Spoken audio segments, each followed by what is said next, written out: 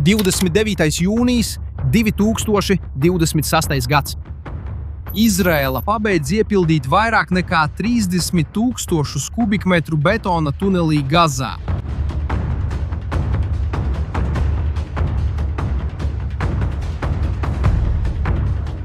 Bija nepieciešami gandrīz 1000 kravas automašīnu un 3 mēneši darba.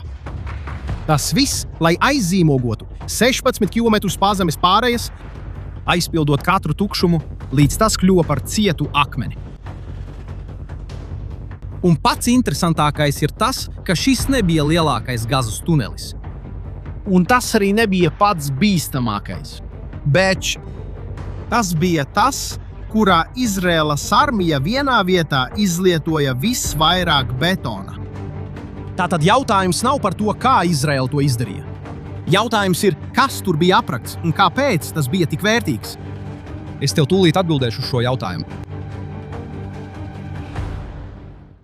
Lai tu saprastu šīs atbildes apjomu, man vispirms jāparāda tev kaut kas tāds, ko gandrīz neviens nepamana, skatoties uz šo karu. Jo tas, kas izšķir visu šajā karā, patiesībā nenotiek virspusē. Tas notiek tev zem kājām. Paskaties! Kad mēs iedomājamies tādas grupas kā Hamas spēku, mēs iedomājamies to, ko redzam attēlos. Bruņoti vīrieši, raķetes, kas paceļās gaisā, ēkas, lietas, ko var redzēt un saskaitīt. Bet tā nekad nav bijusi viņu īstā vara. Viņu īstā vara vienmēr ir bijusi zem zemes. Tas ir tāpēc, ka zem Gazas atrodas tuneļu tīkls. Neviens īsti nezina, cik liels tas ir. Aplēses ļoti atšķirās, bet tiek runāts par ejām 100 kilometru garumā. Pēc paša Hamasa teiktā, iespējams pat vairāk nekā 500 kilometru. Vadības telpas, buļļamtelpas, darbnīcas, kur tiek montētas raķetes, ieroču noliktavas, pozīcijas, no kurām kaujinieki šauj no māju iekšpuses. Vesela pasaule paslēpta. Būvēts vairāk nekā 15 gadu garumā. Projekts, kas pēc Izraēlas aplēsēm izmaksāja gandrīz $1 miljardu. Izraēlieši to sauc par Gazas metro. Un tas nav pārspīlējums. Viens no komandieriem, kurš tur iegāja, to aprakstīja tieši tā. Tas ir gandrīz kā metro. Un te ir tas, ko daudzi cilvēki nepamana. Šāda veida tuneļi nav tikai Gazā. Vai dosimies uz Izraēlas ziemeņiem pie robežas ar Libānu? Ali netālu no ciemata, ko sauc par Maģdalzumu, Izraēlas armija identificēja Hezbollah tuneli. Libānas bruņotā grupa, kas ir sabiedrotā tam pašam Irānas blokam, atradās tikai 8 km attālumā no kopienām, kurās guļ Izraēlas ģimenes. Tur iekšā raķešu rindas, raķešu palaišanas iekārtas, munīcija sakrauta uz grīdas. Uzbrukuma bāze gatavībā, paslēpta zem parastas ciemata. Un paskatieties, kas notika ar šo tuneli. Visa ciemata zeme pacēlās uguns un putekļu mākonī. Izraēla iznīcināja tuneli. Lai gan bija Amerikas Savienoto Valstu starpniecībā panākts pamieris. 2 kameras fiksēja vienu un to pašu sprādzienu. Viena no augšas rādot, kā zeme paceļās. Otra no attāluma, rādot ugunsbumbu pret debesīm. Tas viss bija zem zemes. Un gandrīz neviens to nezināja. Tagad, ja tas būtu tikai Gaza un Libāna, tu varētu domāt, ka tā ir kara zonas lieta. Ka tas ir kaut kas, kas notiek tālu prom. Bet šeit ir viena biedējoša detaļa. Tas, ko tu redzēji, nav Gaza. Un vēl jau mazāk Libāna. Tā ir Jeruzaleme. Pašā Izraēlas vidū. Izraēlas karavīri atrada ar rokām izraktu aku, kas bija 25 metrus dziļi, pilna ar sprākstvielām un ieročiem, sagatavota teroraktam. Viņi no turienes izņēma pistoles, šauteni, granātas un spaiņus ar pašu gatavotu sprākstvielu masu. Un pēc tam viņi visu attālināti uzspridzināja, radot uzliesmojumu nakts vidū. Pievērs uzmanību tam, kas šeit notiek. Pazemes aplenkums nav tikai uz robežas. Tas ir sasniedzis pat galvaspilsētu – Libāna, Gaza, Jeruzaleme. 3 frontes, 1 kaujas lauks. Un tas atrodas zem zemes. Tad ļauj man tev izteikt uzaicinājumu. Ja šis skatījums uz karu, kas notiek apakšā, nevis augšā, liek tev uz vietām raudzīties citādi, abonē kanālu jau tagad. Jo tieši šāda veida stāstus, kurus neviens tev nestāsta, mēs šeit meklējam.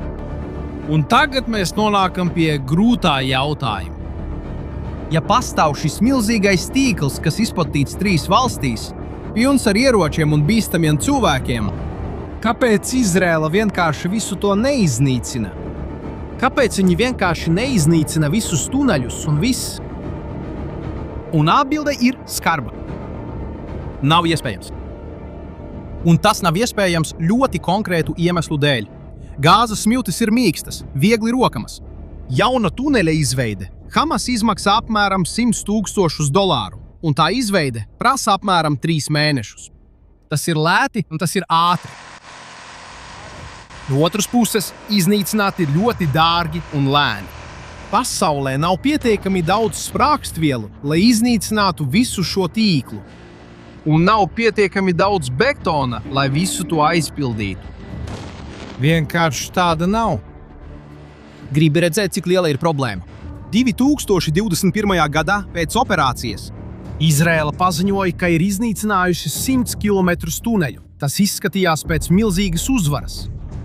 Bet toreizējais Hamas līderis Gazā atbildēja, ka tas ir tikai neliela daļa. Tā tuneļu tīkls pārsniedz 500 km, un viņi gandrīz neko nav zaudējuši. Un kad lielais karš sākās 2023. gadā, un Izraēlas karavīri beidzot patiešām iegāja tuneļu tīklā, viņi piedzīvoja šoku. Viņi atrada tūkstošiem piekļuves šahtu, daudz vairāk nekā jebkurš iepriekšējais novērtējums. Tīkls bija daudz lielāks nekā tika uzskatīts. Lielā mērā tas joprojām atradās zem viņiem. Tātad, vai tas ir viss? Vai pazemes karš ir zaudēts? Jā, ja tu nevari iznīcināt visu. Vai tas nozīmē, ka ienaidnieks ir uzvarējis? Un te ir pagrieziens, jo problēma nekad nebija atbilde. Problēma bija jautājums. Jautājums, ko visi uzdod, ir, kā iznīcināt visus tuneļus? Vai varbūt, kā vienreiz par visām reizēm izbeigt Hamas? Un uz šiem jautājumiem nav atbildes. Jo Hamas pirms kļuva par armiju ir ideja. Un jūs nevarat uzspridzināt ideju. Nav svarīgi, cik daudz betona jums ir. Ideju nevar aprakt. Bet ir vēl viens jautājums. Un uz šo ir atbilde.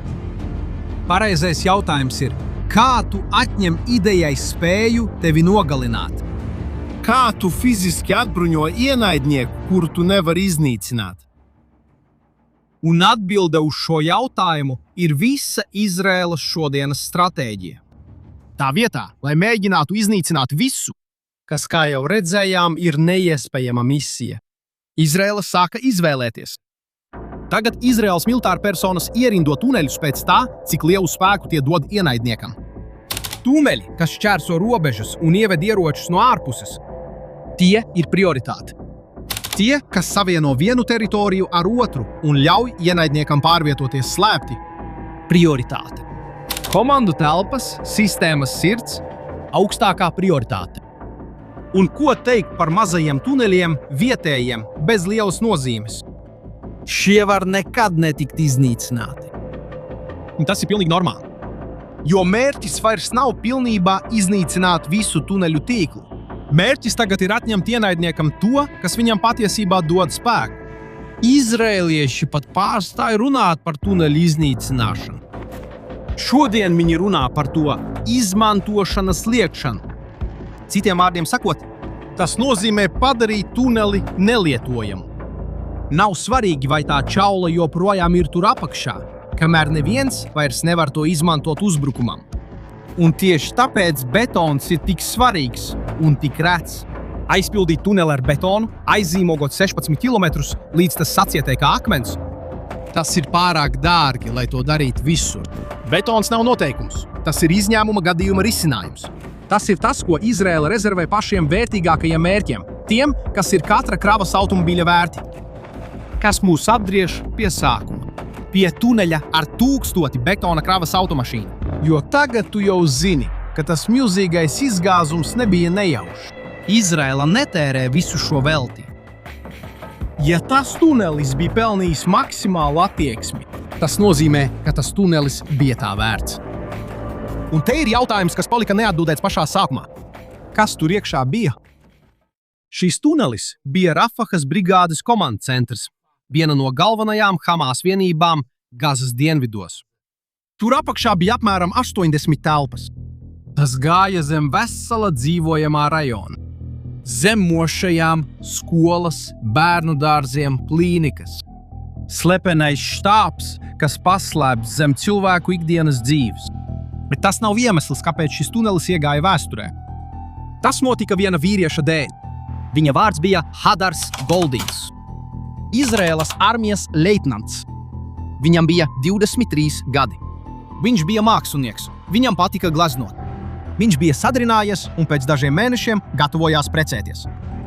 Un 2014. gada 1. augustā viņš bija kaujā Rafahā, Gazā. Tajā dienā bija pamiera režīms. 72 stundu pamiers, ko bija panākušas apvienotās nācijas un Amerikas Savienotās valstis, kas bija sācies nedaudz vairāk nekā pirms stundas. Tam vajadzēja būt pārtraukumam. Neliels atelpas brīdis.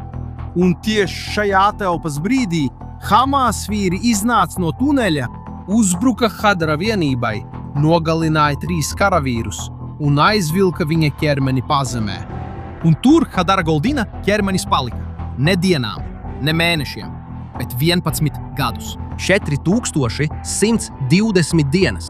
Visu šo laiku viņa ģimene neatteicās ne uz vienu dienu. Māte Lija un tēvs Simha iznesa dēla vārdu pa visu pasauli. Viņa uzstājās apvienoto nāciju organizācijā Ženēvā, lūdzot pilnai zālei ar valstu pārstāvjiem. Viņas vārdi bija spēcīgi. Viņa teica: iedomājieties, ja tas būtu jūsu bērns. Gadiem ilgi viņi šajā cīņā jutās vieni.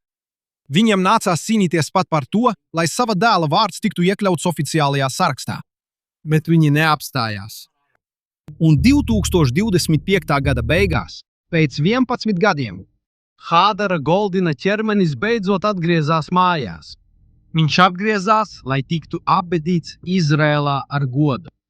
Ar karogu pāri zārkam, ar karavīriem, kuri bija cīnījušies viņa pusē, veidojot goda sardzi.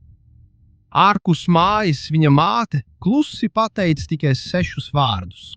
Viņš ir mūsējais. Viņš ir mājās. Un Izraēlas bruņoto spēku komandieris bērēs teica frāzi, kas izskaidro visu, ko jūs tikko redzējāt. Viņš teica: aplis ir noslēdzies. Tagad tu saproti, kāpēc bija vajadzīgs betons. Tas tunelis, kas uzņēma 1000 kravas automašīnas, bija šis. Tas bija tunelis, kurā Hadara Goldina ķermenis tika slēpts 11 gadus. Un kad Izraēla piepildīja šo eju ar betonu, to aizzīmogoja uz visiem laikiem. Viņi neaizvēra tikai caurumu zemē. Viņi aizvēra veselu nodaļu. Viņi pildīja solījumu, ko šī valsts dod katram karavīram, kurus sūta kaujā. Solījums, ka neviens netiks atstāts aiz muguras. Ne dzīvs, ne miris. Neviens. Un tieši šeit stāsts parāda, kas tas patiesībā ir zem visa pārējā.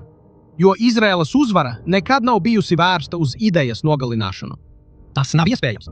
Uzvara bija izvilkt šo ideju no tumsas, kurā tā slēpās, un atgriezt gaismā to, ko tā bija aprakusi dziļi apakšā.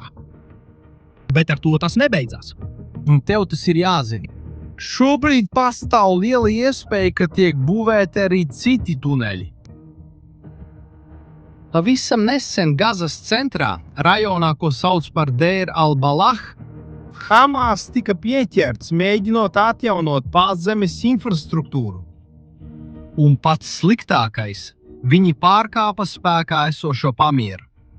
Un kā jūs jau droši vien varat iedomāties, Izraēla nekavējoties atbildēja, uzbrūkot vietai no augšas ar sekundāriem sprādzieniem, kas pierādīja, ka tur apakšā tiešām bija tunelis un noliktava.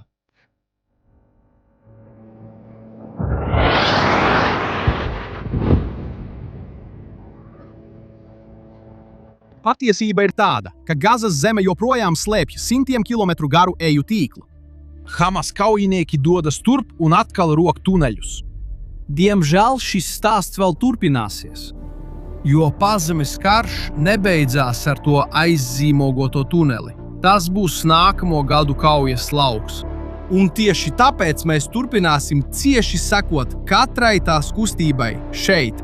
Ja tu vēlies saprast šo karu, kas gandrīz neparādās virsrakstos, abonē kanālu un ieslēdz paziņojumus. Noslēgumā vēlos uzdot vienu jautājumu. Tādu, uz kuru pat ģenerāļi nevar droši atbildēt. Vai tiešām ir iespējams pilnībā iznīcināt Hamas tuneļus? Vai arī viņi vienmēr atradīs veidu, kā atkal izrakt jaunus? Uzraksti zemā, ko tu domā. Es lasu komentārus. Liels paldies, ka skatījies līdz šim brīdim. Tiekamies nākamajā video.